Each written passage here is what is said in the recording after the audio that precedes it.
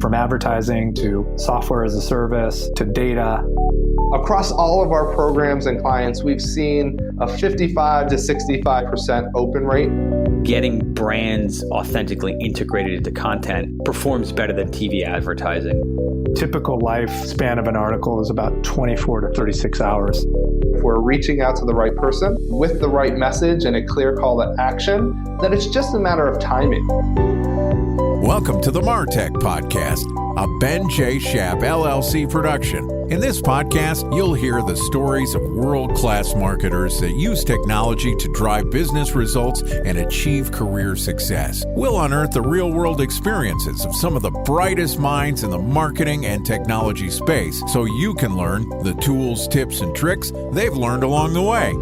Now here's the host of the MarTech Podcast, Benjamin Shapiro. Welcome to Content Business Week on the MarTech Podcast. This week, we're going to talk about everything we've learned over the past 2.5 years running a monetizable content business. Each day this week, we're going to publish an episode that walks you through how you can create, publish, syndicate, monetize, and scale a business where content is the product. Joining me today is the man behind the scenes here at the MarTech Podcast, my head of content production, Mr. Todd Hines. And today, Todd and I are going to discuss finding and vetting guests for your content projects. Okay, here is the beginning of Content Business Week on the MarTech Podcast.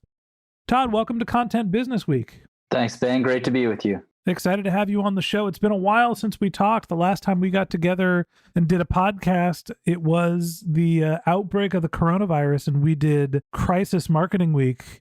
How you feeling this time talking on the show as opposed to when the coronavirus just broke out?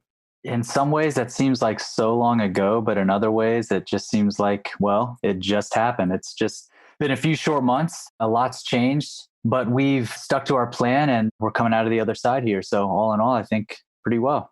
The nice thing about operating in this content business that we are in is that when the coronavirus outbreak happened, the first reaction for us was to make sure that we had enough content. We were trying to protect the core product. And as it turns out, you can bank content. And that's a little bit of what we're going to talk about today. We're going to talk about finding and vetting guests. Todd, you weren't really involved in the early days of the MarTech Podcast. You were helping me run my consulting business. But I'm thinking back about when we started working together. I know I did the first 10 episodes or so by myself before you started getting involved. When did you start working on helping me produce content for the MarTech Podcast? At what stage were we? I don't remember exactly how many episodes we were at that point, but I do remember that we were definitely the phase of still aggressively working on outreach. So finding guests to bring onto our show. That was well before the tipping point of being able to have guests organically come in to finding us. Yeah, I guess it's worth talking about the stage when we're first launching a content asset. So to set the stage for everyone, when I decided I was first going to start producing the MarTech Podcast, it was meant to be a lead generation service for my consulting business. If you're a regular listener to the podcast, you're probably well aware of this. And the idea was I was going to interview some of the most influential people that I knew in marketing with the hopes of being able to attract people that I didn't know, and that would be an introduction to them, and then hopefully I could build a business relationship and sign them on as consulting clients. So my first strategy was to, produce a piece of content and try to see if I could do the entire episode by myself. So step one for me for creating content was actually going and trying to do it myself. I think that's an important phase of learning content production. And that goes with whatever medium you're working in, whether it is video, whether you're writing, whether you're doing podcast content production. My advice is at first to get scrappy and try to do it yourself. And that way, at least you understand some of the dynamics. Now, in the podcast game, that meant for me finding a microphone, getting some advice from people who were audio experts in terms of how I should set up my home studio. And truthfully, the setup was find a microphone, turn it on, don't do anything that would distort the audio, and talk into the microphone, and then hand it to a professional editor to clean up. So what I did after recording my first interview, and I believe my first interview was with Greg Isaacs, who at the time was the head of product and marketing at something called the Ben Group. Ironically, my name being Ben, the company he was working for being called Ben as well. And it was a very sort of organic process for me to go through the interview. I had some questions planned out. I emailed him in advance some of the general topics. And then when we turned the mic on, it was really about him educating me on what his career was and what the Ben Group did. And I took that piece of audio and I dragged it into GarageBand, the home editing software on Macs, and I tried to edit it myself. And I got through, 50 to 75% of editing the episode, taking out the oohs and ums and ahs, the cough, the sneezes, trying to get the language and the cadence right. And I was probably 3 or 4 hours in. And at that point, I said, you know what? I want to take this audio sample and I'm going to go find an editor on Upwork and see if they can expedite the process. Now, Todd, you've helped me find a couple of different editors for not only the Martech podcast, but a couple of the other podcast experiments that we've run. Talk to me about the process for finding an editor. There are a lot of talented editors out there.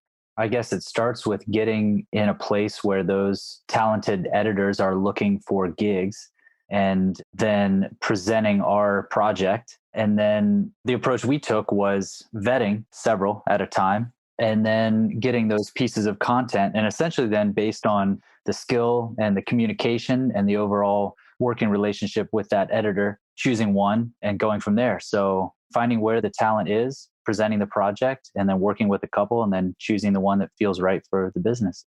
Yeah, to go into a little bit more detail, for audio editing, we went to Upwork. Fortunately, we found the world's best editor, Panos, who's editing this podcast. Panos, we love you and thank you very much. And when we're looking for editors, what we'll do is we will say, hey, we have one paid project. And we will say, we want you to edit 25 minutes of audio for one episode. And if you do a good job, we'll have reoccurring work for you. And we will hire 3 or 4 people to edit one episode. And what we're doing is we're not only looking for how well they're able to edit the episode, whether the copy and the content and the cadence or the end product comes out the way we want. We're looking at how responsive they are, how good of a communicator they are. And we're also having, now that we have Panos in our fold and we trust that he's a world-class editor, what we're doing is we're taking the audio files that our editors give to us to vet, we're handing them to Panos to get his professional opinion, because our virgin ears might not be able to distinguish some of the editing hacks that a new editor is trying. And so, we're getting a professional opinion to vet them. Generally, what we've seen with audio editors, which is different if you're writing a blog or if you're producing videos, when you're in Upwork and you're looking for an editor, we've seen that the range is $15 to $25 for a professional editor. And some of the filters that I would put on are that they are an excellent English speaker. And generally, we're talking 4 or 5 stars in the Upwork ratings. We're also looking for how much work they've done and what their ratings are. And then at the end of the day, what we're looking for is how responsive they are, how interested they are in the project, and do they have the time and flexibility to take on an ongoing project. So those are all the things that we're doing when we're vetting an editor. Fortunately, when we started the Martech podcast, we lucked into Panos, and he was the first editor we've found, and hopefully he'll be with us until the end of time. So once I found an editor, then the process for me turned into not just doing the entire process by myself. Now it was recording essentially my launch content. And so my advice to anybody who's creating any sort of content asset, you don't want to launch with just one piece of content created. The key to being successful in the content game is consistency and longevity. You want to be able to write about the same topic with authority, with a perspective over a long period of time. And that way people can understand what they're going to expect from you. So what I did was I created about 10 pieces of content before I actually launched the Martech podcast. And we were launching one episode a week. And the pieces of content were about an hour. Now, Todd, our content format has changed pretty dramatically from the early days, and you were there as we started to divide the content. Talk to me about what we saw when we decided to shorten our content and publish more frequently. One of the advantages, I guess there are a couple that come to mind. One is the digestibility to our audience. A 15 to 20 minute piece of content fits nicely into a commute, depending on where you live, maybe a quick workout. And it kind of fits into our attention span pretty well. And I think is the right size for people that are consuming this type of content. So as opposed to maybe a longer format, say a 45-minute, which I think some of our earlier podcasts were, when we started to break it into 2 parts, we also found that led us, I'll say you spend an hour recording an interview. If you break it into 2 parts, that can actually give you 2 days of the week worth of content. And to your point earlier about consistency, that can make the time that we spend in these conversations with expert marketers a little more efficient in the amount of content that we can then produce and then fill a consistent schedule. So the important point here is that you need to understand the medium that you're working in. And this is not just necessarily running a long form content game. Our episodes are 15 to 25 minutes. Generally, we publish 7 days a week. 5 days a week, we have new content. And the reason why we do that is we were looking at the data when we were publishing hour-long pieces of content. And we saw that the drop-off at half an hour was pretty severe. No one was listening to the end of the episodes. So I cut them into 2 pieces. And then all of a sudden, we saw that people were listening to 65 to 75% of each episode. And so we tried to cut them again. When we got them down to 15 to 20-minute episodes, we noticed that not only when we record an hour-long interview can we get 2 or 3 pieces of content out of that interview, but we're also able to get something like 80 to 90% consumption rate. So people are really sticking around and listening to more of the content. I think that it depends what medium you're in. Look, if you're trying to build a Twitter following, you're not going to focus on long form content. You're going to focus on, obviously, you're restricted to 280 characters, shorter form content. But you're going to need to think about the mix of video and writing and GIFs and whatever it is that you're doing. If you're going to be a video producer and you're putting content on YouTube, in most cases, those are 2 to 5 minute videos that are educational. They're really quick. I don't think you're going to publish a feature film on YouTube. If you're a long form video creator, now you're working with a studio and trying to get your content into Netflix or some other channel. So it's important to understand the channel you're in and try to figure out how much people want to consume the content. Do they want it hourly, daily, weekly? And what's the length of content? And then you could break up the actual, for us, interviews or the passages you're writing or videos you're shooting into the appropriate format. So Todd, before we let everybody go today, let's talk a little bit about finding guests. I found the first 10 guests out of my personal network. They were close friends, business partners that I had already worked with, and they were doing me a favor. But at some point here, we moved beyond just people that I already knew, asking for them to be a guest on a podcast that didn't exist. And we started working with people that were net new to the property. Talk to me a little bit about our guest vetting process. So in the early days, we started with an email that was essentially a template that we would reuse and change some variables in just general outreach, basically explaining the purpose of our show and inviting that person to share some of their expertise, and as a way for them to increase their reach and their message within the MarTech community, and also as a way just to give value back to this community. Many of our guests, especially in the early days, saw this as a really great opportunity to speak on a show that was just gaining traction and really share some of their expert insights with our small-ish audience at that point.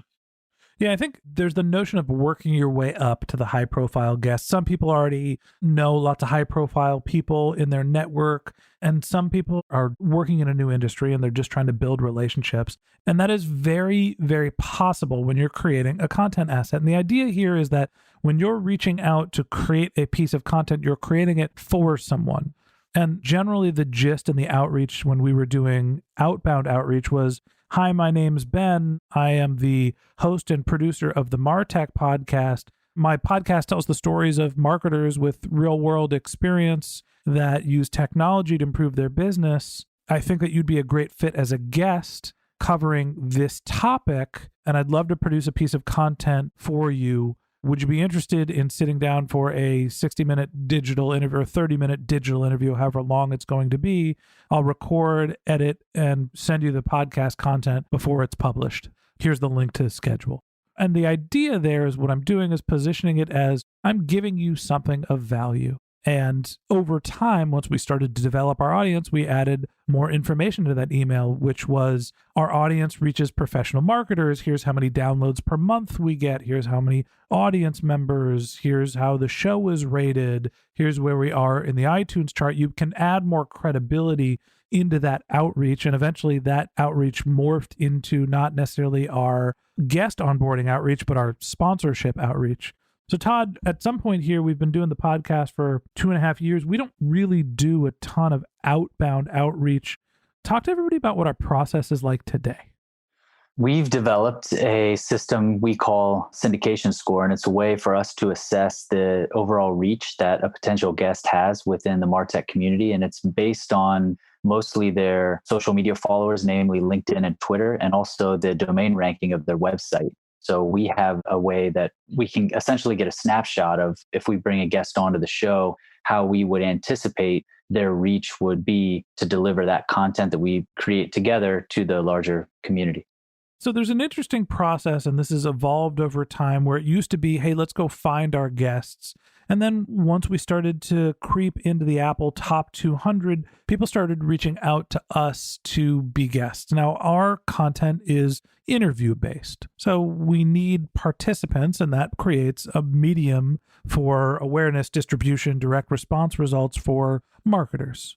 Not every piece of content is going to be like that. Sometimes you're just producing your own content. And then, if you're writing or if you're doing a video podcast where it's just you and educational videos, it's about volume and finding other distribution channels.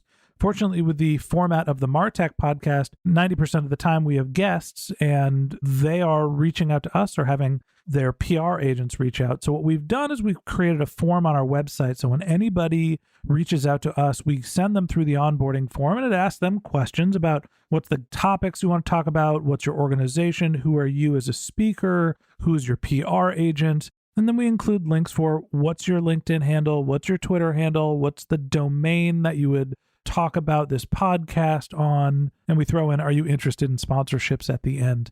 And what we do with that is we're vetting the podcast first off for topics. We want to make sure that our content is going to be relevant. But since we have a backlog of potential speakers reaching out to us, we need to evaluate who is not only going to be a great speaker, but also who can potentially help us as a marketing channel, because we want to reach as much of the MarTech community as possible. And so we created a little algorithm based on what social media channels have the biggest impact. When we see someone sharing our content, what actually drives incremental downloads. And we put together our Instagram times 5, LinkedIn times 10, Twitter divided by 5. We look at all the followers, we type in all of the follower numbers, pipe it into our score, multiply it by the domain rank, and we get this score that we're able to evaluate which guest has the biggest potential reach to us. Now, we don't always take the guest with the top reach and automatically invite them. If they're not relevant to the MarTech community, we're not going to have them on the show. And maybe somebody at the bottom of the list is going to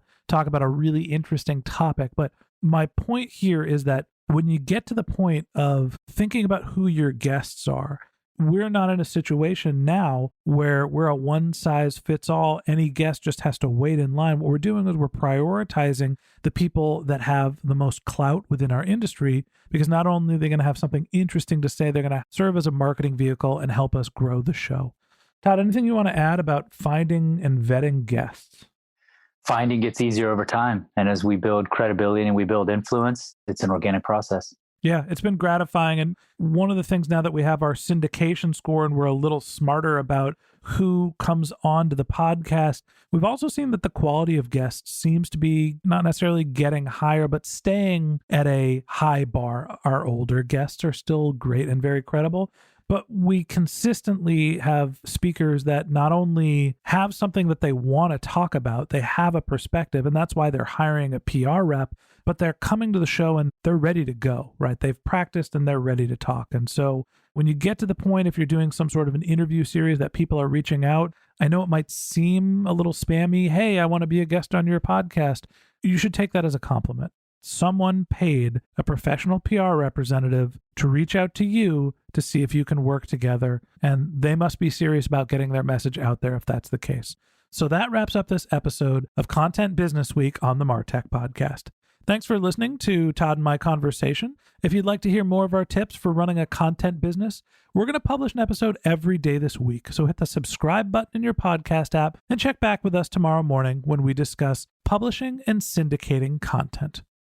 Just one more link in our show notes I'd like to tell you about. If you didn't have a chance to take notes while you were listening to this podcast, head over to martechpod.com, where we have summaries of all of our episodes, contact information for our guests. You can subscribe to our once-a-week newsletter. You can even send us your topic suggestions or your marketing questions, which we'll answer live on our show. Of course, you could always reach out on social media. Our handle is MarTechPod, MarTechPod, on LinkedIn, Twitter, Instagram, and Facebook. Or you can contact me directly. My handle is Ben J. Shap, BenJShap. And if you haven't subscribed yet and you want a daily stream of marketing and technology knowledge in your podcast feed, we're going to publish an episode every day this year. So hit that subscribe button in your podcast app, and we'll be back in your feed tomorrow morning. All right, that's it for today. But until next time, my advice is to just focus on keeping your customers happy.